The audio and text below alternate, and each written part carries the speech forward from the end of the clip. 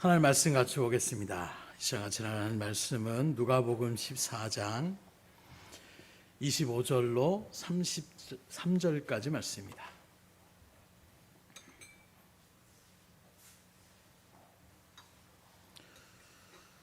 누가복음 14장 25절로 33절까지 말씀 우리 교도로 읽어 나가도록 하겠습니다. 수많은 무리가 함께 갈새 예수께서 돌이키사 이르시되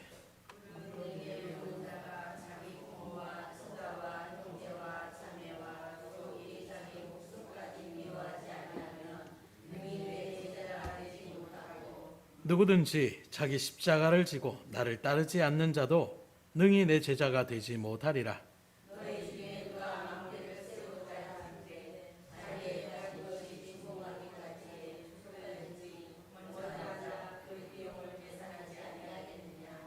그렇게 아니하여 그 기초만 쌓고 능히 이루지 못하면 보는 자가 다 비웃어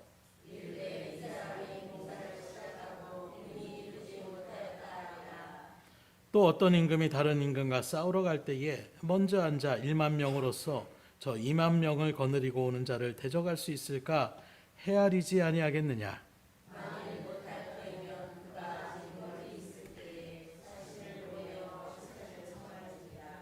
이와 같이 너희 중에 누구든지 자기의 모든 소유를 버리지 아니하면 능히 내 제자가 되지 못하리라. 아멘. 오늘 우리가 읽은 본문의 말씀은 참된 제자가 되는 길에 대한 부분들을 우리에게 분명하게 제시하고 있는데, 예수님께서 길을 걸어가시다가 수많은 무리들이 예수님을 추종하며 나가는 그 일들 가운데 돌이키시면서 갑자기 물어보시는 거예요. 내 제자가 되려면 이렇게 되어야 된다.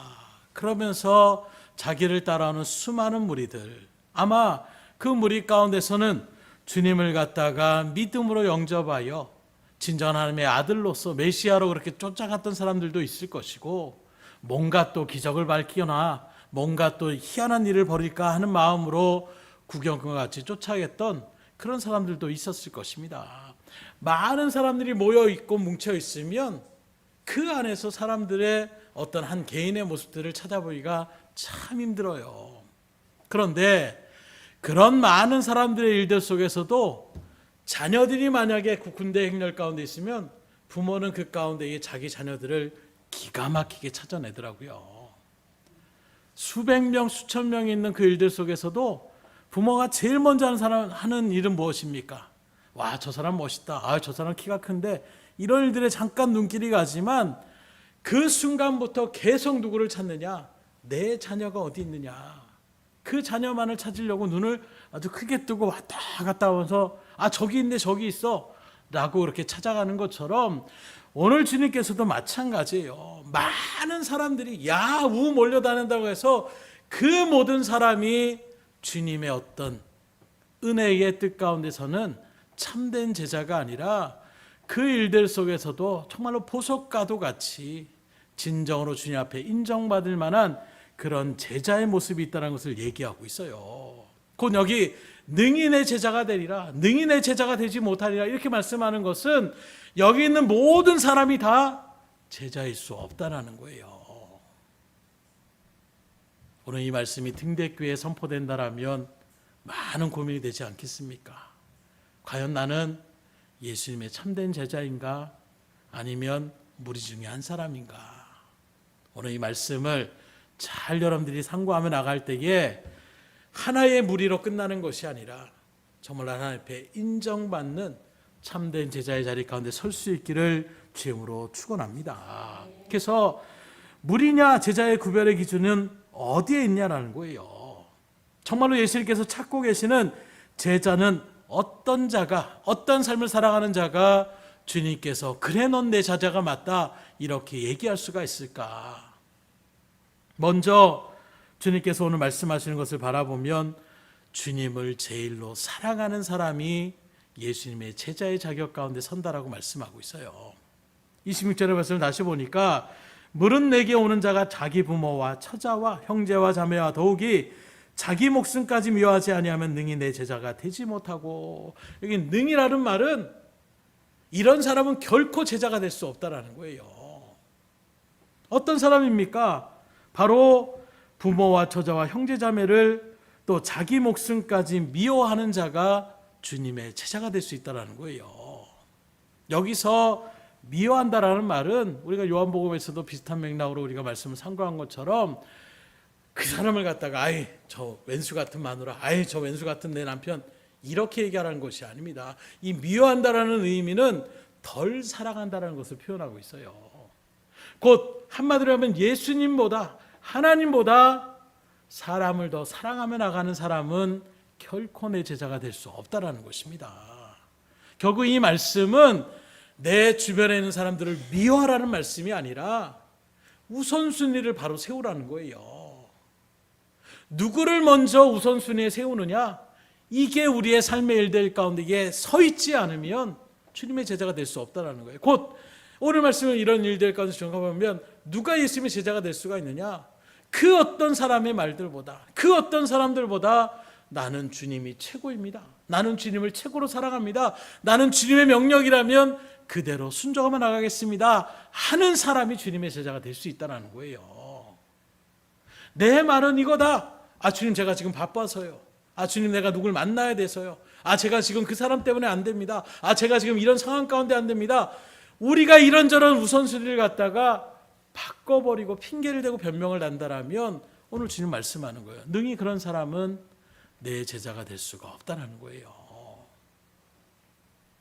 먼저 주님을 제일로 사랑할 수 있기를 주임으로 축원합니다. 사실 믿음의 일들 가운데 또 이렇게 말씀하니까 아멘이 쓱 줄어드는 것 같은데, 누구라도 교회 다니는 사람한테 주님 사랑하십니까? 아 당연히 제가 주님 사랑하지요. 아마 이 자리에서 예수님 사랑하십니까? 다 예수님 사랑한다라고 고백하실 거예요. 누가 아 난 예수님 미워 죽겠어요 이렇게 얘기하실 분은 아무도 없을 것입니다. 적어도 믿음의 길을 걸어간다면서 우리가 아는 일들, 또 우리 사람들의 사회에서도 공동체 일들 가운데서 다 알 거예요. 내 마음은 정말 그렇지 않다라고 하더라도 남들이 다 그렇게 살아가는 것이 이게 답이라고 한다면 거기에 갈 수밖에 없는 게 우리의 모습일 거예요. 어쨌든 간에 우리가 입술로는 예수님을 난 사랑합니다, 하나님을 누구보다 사랑합니다 얘기하고 있지만 정작 우리의 모습들을 바라보게 되면 걸림이 되는 게 한두 가지가 아니더라는 거예요. 말로는 주님을 사랑한다고 하지만 실제적으로는 내 체면을 먼저 사랑하고 내 삶을 먼저 사랑하고 돈을 먼저 사랑하며 나아가는, 물질을 먼저 앞세워 나아가는 이런 모습들이 우리 가운데 얼마나 많이 있냐라는 거예요. 뭐 대놓고 여러분들 앞에서 아 여러분들 돈이 있습니다, 여기 예수님의 믿음의 자리에 있습니다, 여러분들 어느 거 선택합니까? 다 예수님 선택해야죠. 아마 이렇게 다 대답할 거예요. 근데 실제 우리의 삶의 모습을 들여다보면 하나님 앞에 우리가 예배하러 모이자라고 했을 때에 하나님 앞에 충성하는 일들 가운데 같이 함께 합시다, 일들 가운데 주의 말씀을 들어서 우리가 그런 일들을 진행할 때 하나님 내가 지금 직장에 나가야 됩니다, 하나님 내가 지금 돈을 벌어야 됩니다, 너무나도 우리가 자연스럽게 정말로 우리의 믿음의 윗대 한참 정말로 8, 90년대 믿음의 신앙의 일들 가운데 있다라면 이 부분이 정말로 걸림이 돼서 정말 처절하게 기도하면서 하나님 그런 일들 속에서 내가 주님을 선택하겠습니다 했던 선택들이 참 많이 있었어요. 근데 요즘에는 이렇게 얘기한다라면 또 무슨 먼저 내 마음 가운데서 말도 안 되는 소리처럼 닫아버리고 있는 것이 이 신앙 지금 이때의 우리의 현황의 모습이지 않는가. 당연히 제가 일을 해야죠. 당연히 직장에 나가야죠. 당연히 내가 돈을 벌어야죠. 그래야 하나님 앞에 헌물을 드릴 수 있고, 그래야 하나님 앞에 충성할 수 있고, 우리 이렇게 변명합니다. 그러나 하나님은 그렇지 않다라는 거예요. 우선순위를 제대로 세우지 않고 나아가는 그런 삶의 모습은 능히 내 제자가 될 수 없다라고 분명하게 증거하고 있습니다. 어떻습니까? 정말로 여러분들은 주님을 사랑하십니까? 이 세상에 그 어떤 것보다도 주님을 사랑한다라고 믿음으로 고백하며 나갈 수가 있겠습니까? 그렇다면 여러분의 예배, 여러분의 봉사, 여러분들의 헌신하는 일들 가운데 기쁨이 넘칠 수밖에 없어요. 생각해 보세요. 내가 정말로 사랑하는 사람을 만나고 있는데 그 마음이 얼마나 충만함이 있겠습니까? 싫은 사람을 만나거나 싫은 자리에 간다라면 갈 때부터도 막 힘들어요. 아무리 맛있는 그런 산의 진미를 앞에 놓더라도 불편한 사람과 있으면 체할 수밖에 없습니다. 그런데 정말로 내가 만나고 싶고 내가 정말로 사랑하는 사람을 만난다라고 한다면 그것도 며칠 동안 만나지 못하다가 일주일 만에 만난다고 생각해 보세요. 가는 그 순간부터 그 마음이 어떻겠습니까? 빨리 가야지. 아이고 만나서 뭘 해야지. 만나기만 하고 그리고 얼굴을 보자마자 얼굴이 확 펴지지 않겠어요? 눈에서 막 사랑이 뚝뚝뚝 떨어지지 않겠습니까? 우리가 정말로 주님을 사랑한다라고 고백하고 있지만 주님을 만나는 이 시간의 자리 가운데 우리는 얼마나 그렇게 사랑이 뚝뚝뚝 떨어지는 그런 마음의 자세로 나가고 있냐라는 거예요. 몇 번 말씀드린 것처럼 정말로 주님을 만나고 은혜를 느끼게 되니까 그런 마음이 생기더라고요. 하나님이 나를 이렇게 사랑하시는구나. 내가 이렇게 하나님 앞에 제대로 하지 못했음에도 불구하고 여전히 나를 이렇게 사랑하셨구나. 그 은혜가 느껴지게 되니까 그동안 예배드리는 것이 정말로 싫었어요. 그 시간에 좀 TV 좀 봤으면, 그 시간에 좀 친구들을 만났으면, 그런데 은혜를 딱 체험하게 되니까 예배를 드리는 그 시간이 얼마나 기쁜지 모르는 거예요. 기도하며 나가는 그 시간이 얼마나 기다리는지 모르는 것입니다. 정말로 사랑을 느끼게 되니까, 정말로 사랑의 마음이 생기게 되니까 그 다음부터는 그 일들이 너무나도 은혜와 감사와 감격이 넘치는 시간으로 변화가 되더라는 거예요. 우선순위를 세우며 나가는 것이 그래서 중요하다는 것입니다. 진정한 제자는 누구냐? 세상 그 무엇보다 주님을 가장 사랑하는 자, 주님을 최우선순위로 앞에 두고 나가는 사람, 이 사람이 바로 제자라고 이야기하고 있는 거예요.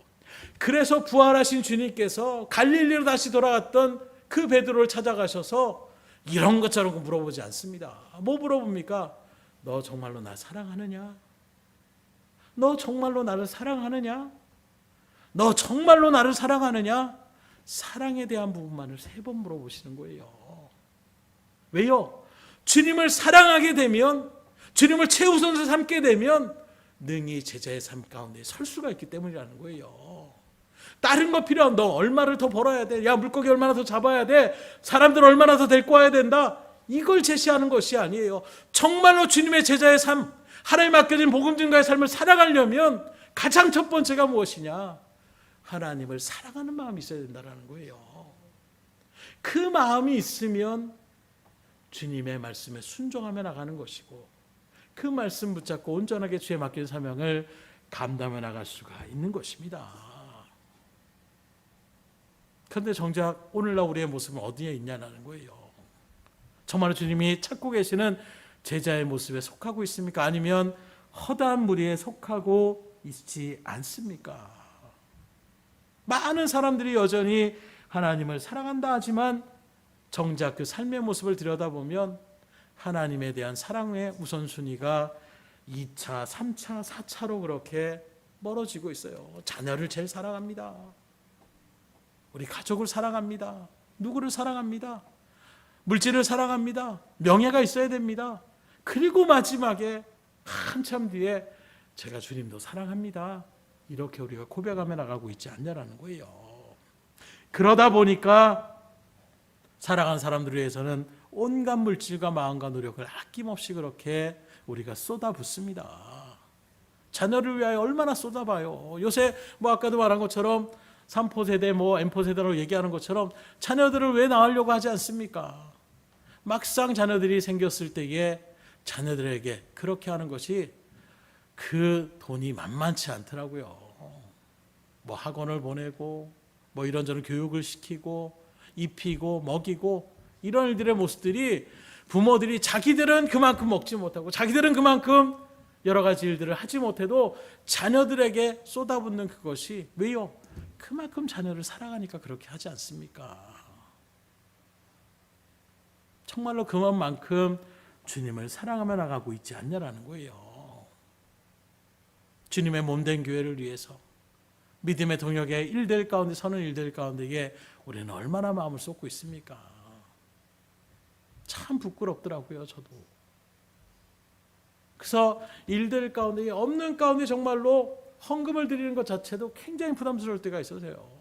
전도 사역을 하는데 그 사역의 일들 가운데서 구역을 갔다가 한두 군데가 아니라 5, 6군데 이렇게 구역을 같이 담당해서 나가다 보면 구역 예배를 드리면서 또 예물을 또 드리잖아요. 헌금 시간을 갔는데 그것도 뭐 기본 5,000원 이렇게 드린다고 하더라도 5번을 그렇게 드리게 되면 25,000원을 그렇게 내가는 거예요. 사례비는 뭐 70만 원, 80만 원 받는 일들 가운데서 아이들 3명을 키우고 그 일들을 진행하는데 턱도 없이 모자란 것입니다. 그러니 막 부담이 엄청 되는 거예요. 그런 모습의 일들 가운데서 더 드리며 나간다는 것이 쉽지 않습니다. 거기다 뭐 가끔씩 뭐 교회에서 뭐 하는데 뭐 선교비를 내고 뭐 교회 건축비를 내고 뭐 이런저런 명목으로 하는데 그런 일들 가운데 목사님 또 강조하는 거예요. 사역자들이 적어도 성도들에게 뒤쳐서는 안 되지 않겠느냐. 정말 막 그 마음 가운데 많은 생각이 나더라고요. 아, 목사님이야. 담임 목사님이니까 교회에서 다 이렇게 예우를 받고 또 그런 일들 가운데 모든 걸 할 수 있지만 전도사들이 사례비도 그렇게 많지 않고 거기서 또 그런 금액들을 낸다는 것이 쉽지 않은 거예요. 고민이 엄청 되더라고요. 여러분들 가운데 그런 고민이 있을 분들이 있을지 모르겠어요. 그런데 그런 일들 가운데 그냥 죽었다 생각하는 마음으로 그냥 최선을 다했어요. 그냥 뭐라고 하면 어쩔 수 없다. 내가 할 수 있는 이 부분은 이것이 한계다라는 마음으로 그렇게 나갔더니 하나님께서 그 부분을 또 채워주시더라고요. 주의 일들 가운데서 주님 앞에 나아가는 모습들, 그때 목사님이 항상 그 얘기하는 거예요. 얼마큼 살아가냐? 살아가는 만큼 드려라. 참 무서운 말이더라고요. 얼마큼 드려야 되지? 전부 다 드려야 되는가? 저는 참 그런 일들 가운데 목사님한테 좀 그게 좋게 이렇게 찍혔던 게 뭐냐면 사역의 일들 가운데 넘어가면서 제가 결심한 게 몇 번 말씀드린 것처럼 첫 하나님 앞에 받았던 사례비는 그냥 다 드리자. 이런 마음으로 시작했어요. 물론 세상에서는 첫 세례를 받으면 부모님이 뭐 네일을 사주고 뭐 이렇게 저렇게 하는데 일단은 하나님께 모든 걸 다 드리고 시작하자. 뭐 처음에 일들께는 뭐 원로 목사님 밑에 있었으니까 뭐 그런 일들 속에서 책임져 주겠지 하는 마음도 있었으니까 그렇게 했는데 이제는 완전히 분가해서 나가서 그렇게 하는데 쉽지 않더라고요. 한 달을 그냥 멈춰야 되는 거잖아요. 저 혼자 또 결정할 수 없잖아요. 그래서 집사람 사모한테 얘기해서 이야기를 했는데 아예 그때부터 마음을 작정하고 아예 그렇게 먼저 하자고 허리띠 졸라 매자고 한 달만 그냥 뭐 김치가 있으면 김치만 먹고 그렇게 살자고 하면서 그런 마음으로 드렸어요. 그러니까 인간적으로도 목사님 바라볼 때 야 이거 좀 특이한 놈이 왔네 이런 생각이 드셨던 것 같아요. 그래서 그런 일들 가운데 나중에 어떻게 되냐 사역자들이 3명이 있었는데 전액 장학금을 1년 동안 유일하게 이제 마지막 3년 때 이제 거기에 이제 사역을 하게 됐는데 저는 전액 장학금을 다 받았어요. 한 학기에 300만 원 돈 가까이 되는 돈이었는데 그 돈을 갖다가 교회에서 다 거기 사역하면서 그냥 다 대줬습니다. 그러니까 학비를 다 전액을 지원받은 거예요. 그리고 나머지 2명이 전도사님도 계셨는데 갑자기 한 학기는 그렇게 하더니 그번 학기에 딱 됐을 때에는 야 너희들 지금 IF고 뭐 이런저런 핑계를 대시면서 안 된다라는 거예요. 반액만 깎자는 거예요. 그래서 그 전도사님들은 거기서부터 입이 막 이렇게 대빨 나오는 거예요. 거기다가 또 1년이 지나갔는데 그때 뭐 석유가 막 이렇게 파동 나고 하니까 사례비도 동결 이렇게 딱 시켜놓는데 저만 가정이 있으니까 사례비를 올려준다라고 선포를 딱 하시는 거예요. 누가 보더라도 편애하는 것처럼 보일 정도로 나머지 사무실에 들어오니까 2명의 전도사님들이 눈이 막 이렇게 이글이글 타올라서 뭐 때문에 저런 거냐. 저도 혹시 그런 줄 알았어요. 그래서 혹시 같은 이게 교단에 있으니까 원로 목사님 혹시 연락을 넣으셨나 그 정도의 힘이 되시는 건가 했더니 그게 아니더라고요. 돌아보니까 처음부터 그렇게 아예 결정하고 나갔던 그 모습이 굉장히 이쁘게 보셨던 것 같아요. 그렇게 하는 일들 가운데서 뭐 필요한 부분이 있을 때에 또 사모님이 뭐 얼마씩 갑자기 우리 사모한테도 주고 저한테도 전도사님 이것 좀 용돈을 쓰세요 하면서 그냥 주는 거예요. 아 이거 왜 주십니까? 그냥 수고하니까 준다라고. 그런 일들 가운데서 이렇게 저렇게 하나님께서 도와주시더라고요. 하나님 앞에 온전하게 사랑으로 나아가면 하나님 책임져 주시더라고요. 근데 이 일들을 할 때에 그래서 저는 은혜가 된다는 것이 사역을 하니까 제가 이런 경험을 하지 않겠어요. 만약에 세상의 일들 가운데 있다라면 좀 더 그런 일들 가운데서는 고민이 되고 또는 그런 선택을 하지도 못했을 텐데 어쨌든 내가 사역자의 길을 건다고 하는 그리고 생명을 건다라는 그런 일들 가운데 시작을 했기 때문에 그렇게 할 수 있었고 또 그렇게 하는 일들 가운데 하나님은 또 그렇게 은혜를 베풀어 주시더라고요. 하나님은 책임져 주시는 분이에요. 아니 더 나아가서 요즘에 들어서 또 하나님 앞에서 다시금 생각하는 것은 이 땅에서 내가 그렇게 하다가 정말로 힘들게 살다가 또는 핍박과 박해 가운데서 생을 마감할지라도 그것도 은혜요 감사의 것이구나. 왜냐하면 가장 우리에게 축복은 이 세상에서 반짝 잘 사는 것 중요한 거 아니에요. 고급 차를 사고 좋은 집에 산다는 것 이게 우리의 성공이 아니더라는 거예요. 가장 우리에게 주신 하나님의 은혜는 하늘나라를 우리 가운데 주셨다는 것이 크게 큰 은혜더라고요. 가장 좋은 것을 쥐어주셨는데 너무 가장 좋은 것을 아무 값어치 없이 우리 가운데 줬다라고 생각하니까 우린 그거는 생각하지도 않아요. 그리고 그 다음에 왜 것, 그것과는 비교할 수 없는 그 작은 것 때문에 우리가 그것 때문에 걱정하고 근심하고 원망하고 불평하더라는 거예요. 그래서 다시금 기독교의 수많은 믿음의 선진들을 바라보면서 다시금 깨닫는 것이 그런 믿음이 있었기 때문에 이렇게 할 수 있었구나. 생명을 초기화도 그렇게 여길 수 있었구나. 아낌없이 자기의 생명을 내어놓는 자리 가운데 설 수 있었구나. 그 믿음이 없었다라면 결코 하지 못하죠. 수억을 수백억을 갖다 주온들 내 생명과 그것이 바꿀 수 있는 값어치가 되겠습니까? 또 여기 있는 일들 가운데서 자기를 부인한다 이렇게 얘기하고 있어요. 이 말은 무엇입니까? 내가 소중히 여기는 그것을 포기한다는 의미가 있는 거예요. 이전에 내가 이것을 소중히 여겼는데 이제는 그것을 포기하겠습니다. 이걸 이야기하고 있습니다. 그래서 마태복음 10장 24절에 보면 이에 예수께서 제자들에게 이르시되 누구든지 나를 따라오려거든 자기를 부인하고 자기 십자가를 지고 나를 따를 것이니라. 그래서 하나님께서 믿음의 사람들에게 너 얼마큼 믿음의 자리에 섰느냐 라는 시험을 할 때에 나오는 시험을 누구는 그렇게 표현하더라고요. 사랑 시험이다. 누구를 더 사랑하느냐 이걸 하나님께서 시험하신다는 거예요. 너 물질 사랑하냐? 아니면 네 자녀를 사랑하느냐? 그 대표적인 성경에 나오는 사건이 우리가 잘 아는 것처럼 이삭을 바치는 사건이에요. 창세기 22장에 하나님 뭐라고 하니까 내 사랑하는 독자 이삭을 나에게 바쳐라. 번제물로 바쳐라. 그리고 그 일들 가운데 아브라함이 그 이삭을 번제물로 바치려고 칼을 들었을 때에 하나님께서 멈추십니다. 그리고 말합니다. 네가 내 사랑하는 독자까지도 아낌없이 나에게 주었은즉 이렇게 표현하고 있어요. 직접 이삭을 번제물로 바치고는 아니지만 그 시험을 통과한 것입니다. 아브라함의 그 마음을 알았어요. 정말로 이 아브라함은 얘는 그 어떤 것보다도 나를 최우선으로 생각하는구나. 내가 어떤 명령을 할지라도 내 명령을 따르는 사람이구나. 하나님이 인정하시는 거예요. 그리고 그 다음부터 아브라함에게 어떤 시험의 자리도 없었습니다. 그 이전까지는 많은 시험이 있었어요. 물질에 대한 시험도 있었습니다. 가뭄이 드니까 애굽으로 막 들어가게 되는 여러 가지 시험들이 많이 있었어요. 자기의 생각에 대한 내 후손들을 나눠야 되는 이런 일들의 시험이 있었습니다. 엘리멜렉을 책할까 아니면 이스마엘을 낳고 여러 가지 일들 가운데 있었습니다. 그러나 이제 독자 이삭을 아낌없이 드리며 나가는 이 사랑 시험에 통과하니까 이후에는 아브라함의 생애 가운데에 어떠한 일도 어떠한 시험도 하나님께서 행하시지 않는 거예요. 왜요? 딱 얘는 이제 딱 내 사람이야 라는 것이 하나 앞에 딱 새겨지는 거예요. 여러분들도 마찬가지예요. 이 사랑의 시험에 통과만 하면 그 다음에는 믿음이 흔들릴 필요가 없어요. 거기까지 가는 게 힘들어요. 아브라함도 우여곡절이 있었어요. 그러니 여러분들이 그 믿음의 자리 가운데 서는 것으로 만족하지 말고 그 하나님의 사랑의 시험에 그 어떤 것도 나의 생명이라도 주님이 요구하신다라면 주님, 내가 주님 앞에 나의 생명을 바치겠습니다.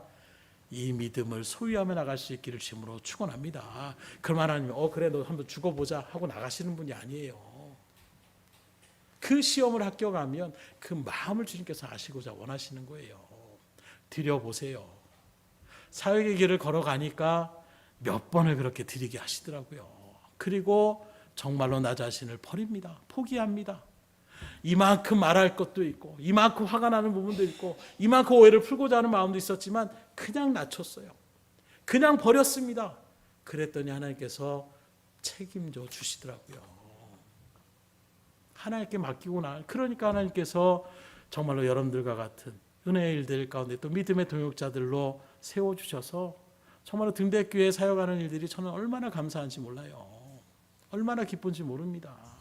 물론 여러 가지 걱정도 있어요. 이제 어른들 다 이제 연세가 드셔가지고 어떻게 할까 하는 마음은 있습니다. 그러나 그런 일들 속에서도 어쨌든 믿음의 일들 가운데서 여러 가지 사역의 그런 모습들을 듣다 보면 정말 우리 성도님들처럼 믿음으로 순종하려고 애쓰시며 어떻게든 하나님의 뜻대로 살아가야지, 말씀을 들으면 그래 그 말씀대로 살아가야지, 그렇게 표현하며 행하려고 하는 그런 모습들, 그 모습들이 있기에 저에게도 힘이 되고 은혜가 되고 주의 일들 가운데 사명을 감당해 나갈 수 있는 힘이 될 수 있는 이런 자리 가운데 하나님께서 인도하여 주셨구나 감사할 때가 참 많이 있어요. 그러니까 주의 일들 가운데서 나를 내려놓으십시오. 통과해 보십시오. 그러면 은혜가 넘치는 거예요. 저도 참 생각이 많은 사람이에요. 그래서 뭔가 골몰하면 머리가 이제는 나이가 드니까 또 막 혈압이 막 올라가고 이러니까 머리가 아프더라고요. 그런데 그렇게 하나하나 내려놓게 되니까 이제는 그런 일들 가운데서 하나 앞에 그냥, 그래서 저는 모세의 출애굽기를 쭉 상고하면서 체험했던 것이 하나가 여러분들은 계속 증거했지만 문제 생기면 하나 앞에 무릎 꿇는 거예요. 참 쉽더라고요. 그런데 그 쉬운 거를 그전에는 그게 안 되더라는 거예요. 내가 먼저 해결해야지. 이걸 어떻게 해야 되지? 어떻게 하는 것이 좋은 방법이지?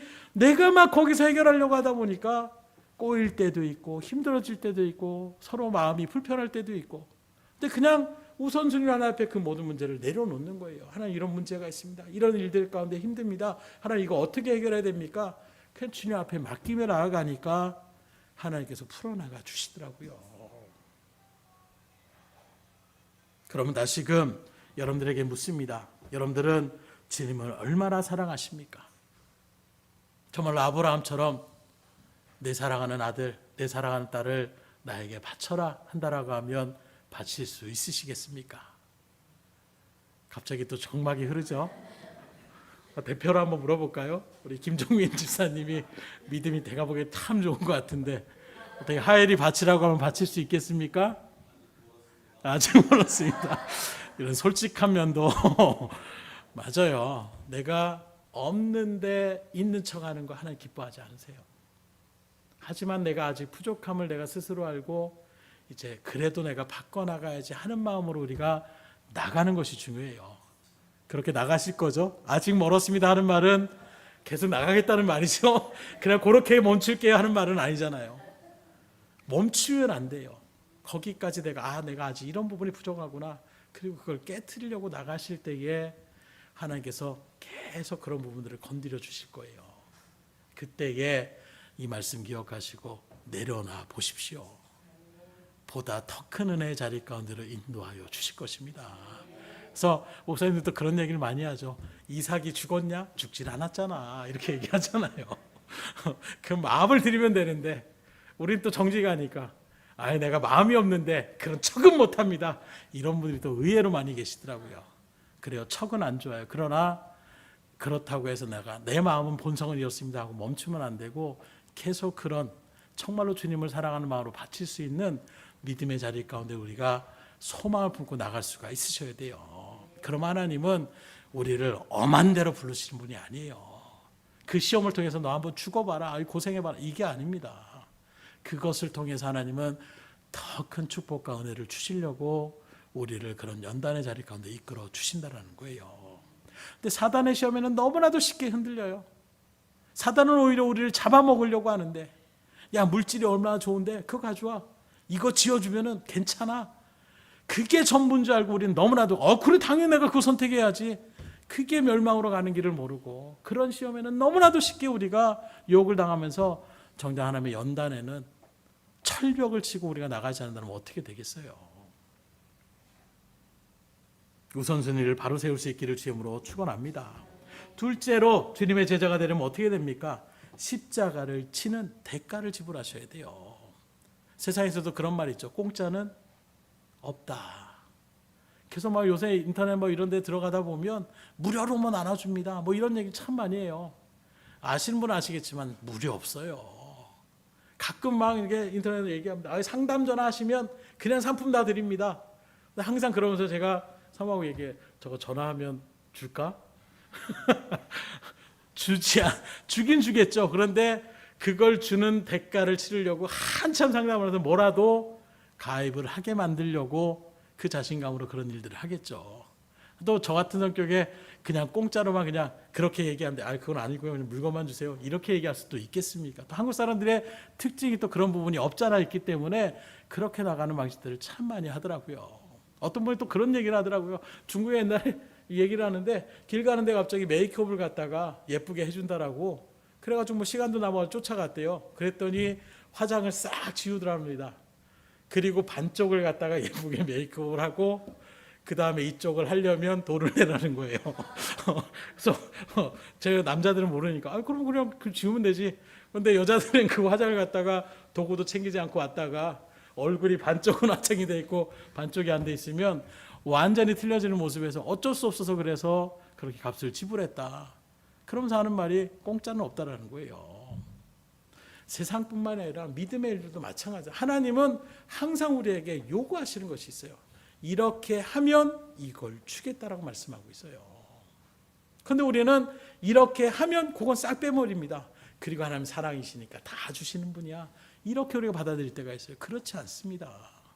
특별히 제자의 길은 그렇지 않다라고 얘기하고 있어요. 합당한 지불을 하나님은 요구하시는데 뭐라고 합니까? 27절에 누구든지 자기 십자가를 지고 나를 따르지 않는 자도 능히 내 제자가 되지 못한다. 십자가를 지지 않는 사람은 제자가 될 수 없다라고 얘기하고 있어요. 그런데 이 십자가를 어떻게 표현합니까? 자기 십자가라고 표현하고 있어요. 우리의 십자가 아닙니다. 등대교의 십자가 아니에요. 예수님의 십자가 아닙니다. 남의 십자가 아니에요. 내 십자가라고 얘기하고 있어요.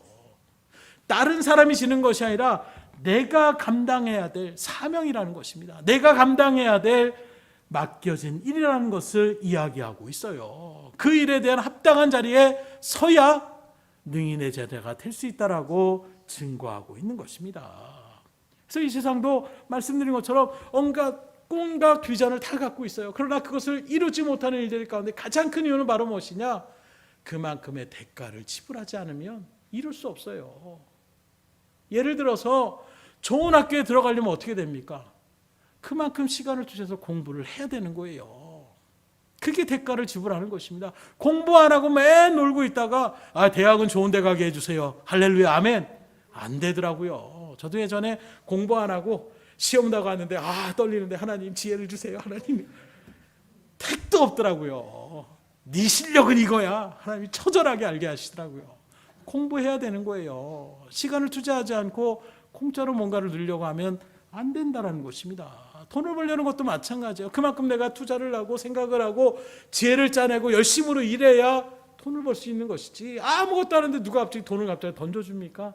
그런 일이 일어나지 않는 거예요. 더 나아가서 말 그대로 대가의 지불 없이 그냥 돈만을 요구한다라면 세상을 뭐라고 합니까? 저 도둑놈 씹보라고 바로 손가락질 하지 않겠어요. 아무것도 하지 않고 이득만을 취하려고 하면 어떻게 되겠습니까? 가끔씩 막 군대에 뭐 일을 할 때, 나갈 때에도 또 사회 일들을 할 때에도 어떻게 합니까? 아무것도 안 하고 있다 그냥 그 팀이라고 하니까 유익을 지켜야 하는 사람들을 바라볼 때에 열심히 일하는 사람들의 시선이 곱지 않을 수밖에 없는 거예요. 그렇기 때문에 주의 일들 가운데서 세상은 자기의 왕국을 세우려고 열심히 가르막질합니다. 그러나 주님의 성경의 원리는 나를 부인하는 거예요. 나의 프라이버시를 높이고 나의 스펙을 높이고 이게 세상의 원리라고 한다면 오히려 주님께서 우리에게 말씀하시는 것은 나를 부인하는 자리입니다. 나를 철저하게 낮추는 자리라는 거예요. 그래서 여기 말씀에 부인하고 이 말은 쉬운 성경으로 바라보게 되면 버리고 이렇게 얘기하고 있어요. 곧 무슨 뜻을 얘기합니까? 내 인생에 내가 주인이 아니라 주님이 주인이라는 마음으로 나아가라는 거예요. 내가 내 주인이라는 생각을 내려버리라고 얘기하고, 자기를 부인하라는 것은 야, 내 생각이야, 내가 내 몸의 주인이야, 내가 내 삶의 주인이야, 이 생각을 버리라고 말씀하고 있는 거예요. 주인이 바뀌어야 된다는 것입니다. 그래야 하나님의 제자가 될 수 있다고 얘기하고 있어요. 그래서 우리가 잘 아는 사도 바울은 이렇게 고백하지 않습니까? 내가 그리스도와 함께 십자가에 못 박혔나니 그런즉 이제는 내가 사는 것이 아니로 내 안에 사는 오직 내 안에 그리스도께서 사시는 것이라. 이제 내가 육체 가운데에 사는 것은 나를 사랑하사 나를 위하여 자기 자신을 버리신 하나님의 아들을 믿는 믿음 안에서 사는 것이라. 이 믿음이 있었기에 바울은 죽음도 두려워한 사람이 아니었어요. 어떠한 박해도 그의 복음을 증거하는 사명의 길을 막지 못했습니다. 먼저 한번 따라해 봅시다. 내가 그리스도와 함께 십자가에 못 박혔나니 그런즉 이제는 내가 사는 것이 아니오 내 안에 그리스도가 사는 것이다. 이 고백이 여러분들의 고백이 될 수 있기를 주님으로 축원합니다. 그래서 적당히 인생을 즐기며 살아가려는 마음을 애초에 내려놓으셔야 돼요. 적당히 세상과 타협하려고 나가는 그런 삶의 모습은 내려놓으셔야 됩니다. 왜요? 그러한 사람은 주님의 참제자라고 이야기할 수가 없어요. 주님께서 가셨던 길도 바라보십시오. 주님이 이 세상에 사신 삶은 천적으로 자기 삶을 부인하는 삶이었어요. 만왕의 왕이신데 만왕의 왕으로 오시지 않습니다. 예루살렘의 그 거대한 성에 내가 너희들을 이제 지배하리라, 내가 너희들을 인도하리라 오신 것이 아니라 가장 낮은 말구 위에 그 자국간에서 말구 위에 주님께서 노임을 통하여, 그리고 어떤 도시 속에 살아가는 것이 아니라 저 변방의 나사렛에 몇 가구도 되지 않는 그 지역에 오늘날의 깡총 같은 그 지역에서 목수로서 대우받지도 못하는 그런 모습으로 사셨던 분이 예수님의 발걸음이었어요. 그러나 그런 모습에서도 주님은 단 한 번도 하나님이 나에게 부여하신 그 십자가의 사명을 잃어버리고 사시지 않았습니다. 그 하나님의 뜻만을 생각하며 거기만을 바라보고 나갔던 그 주님, 그 길을 위하여 철저하게 자기를 내려놓으셨어요. 그래서 우리가 자는 겟세마네 기도에서도 주님 할 만하시거든 이것을 나에게 떠나가게 해 주십시오. 지나가게 해 주십시오. 그러나 나의 원대로 마옵시고 아버지의 뜻대로 되기를 원합니다. 철저하게 내 생각은 이렇지만 그 생각 내려놓습니다. 하나님의 뜻이 그렇다면 하나님의 뜻에 순종하겠습니다. 이게 사명을 감당하는 자리임을 우리에게 보여주고 있고, 이것이 곧 진정한 제자의 삶이라는 것을 우리에게 증거하고 있으니 여러분들도 여러분들에게 맡겨진 그 사명을 최우선으로 받아놓고 믿음으로 나아갈 수 있기를 주님으로 축원합니다. 마지막으로 성경적인 가치관을 가져야 돼요. 33절의 말씀입니다.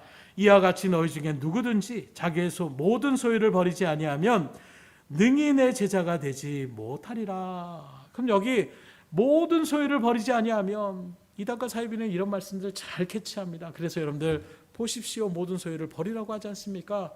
다 여기다 갖다 바쳐야 됩니다. 이렇게 그들은 얘기하고 있는 거예요. 여러분들의 생각에는 어떤 것 같습니까? 모든 소유를 버리지 아니하면 다 저한테 버려주시길 바랍니다. 이렇게 말씀하시는 것이, 이걸 문자 그대로 말씀하는 것이 아니라 이 말씀은 우리의 가치관이 변해야 된다는 거예요. 내 삶의 가치관이 변해야 된다는 것을 얘기하고 있습니다. 무슨 말이라고 하면, 예전에 내가 귀하게 여겼던 것들을 이제는 예수님을 믿고 나서는 바울의 고백처럼 폐설물처럼 여기는 거예요. 명예와 또 물질과 세상의 어떤 욕망들은 다 배설물로 여겨버리고 이제는 주님께서 귀하게 여기시는 것들을 귀하게 여기며 나아가는 믿음의 자리에 서는 모습이 바로 모든 소유를 버리라고 말씀하고 있는 거예요. 그래서 생각해 보십시오.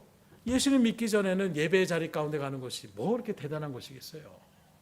가치 없는 일이고 시간 때우고 시간 아까운 자리. 그러나 하나님의 은혜를 체험하게 되니까 어떻게 됩니까? 예배가 그렇게 소중한 자리가 될 수 없는 거예요. 기도하는 것이 그렇게 싫고 기도를 왜 해야 되는지도 모르겠고 뭐 그냥 허공에다 뭐 중얼중얼하는 게 그게 뭐 대단한 것이냐. 은혜를 받고 보니까 기도가 얼마나 큰 능력인지를 깨닫게 되는 그 순간 기도의 무릎을 꿇지 않을 수가 없는 것입니다. 그러니 믿는다고 하면서도 여전히 세상적인 가치관을 갖고 살아간다라면 오늘 말씀처럼 능히 내 제자가 될 수 없다라는 거예요. 그런 사람의 대표적인 일이 바로 가룟 유다입니다. 가치관이 변하지 않는 거예요.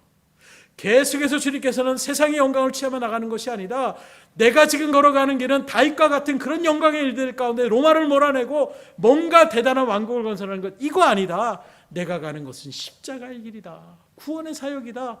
이 말을 하는데 가룟 유다는 그 가치관이 변하지 않으니까 받아들일 수가 없는 거예요. 아니 300대나 되는 것 갖다가 거기서 내가 또 얼마나 또 생길 수 있는데 그걸 갖다가 한순간에 그걸 다 허비해버려? 용납할 수가 없는 거예요.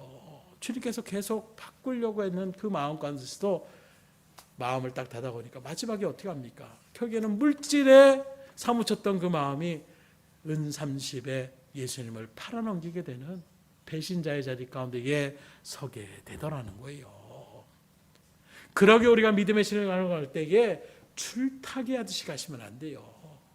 그냥 확고하게 딱 쓰시면 그러면 문제가 없어요. 그래서 이런 부분들도 제가 사회에서 직장생활을 잠깐 하면서 느꼈던 것이 그런 문제여서 술을 자꾸 권하는 일들 가운데서 적당히 제가 오늘은 몸이 피곤해서요. 뭐 그냥 이런저런 먼저 신앙에 대한 부분들을 얘기하기가 좀 껄끄럽고 목사의 아들이라고 하면 또 이렇게 바라보는 시선들이 있어서 얘기 안 하려고 그냥 몸이 안 좋아요. 오늘 뭐 차를 끌고 와야 돼. 뭐 이런저런 핑계를 막 대니까 계속 권하는 거예요.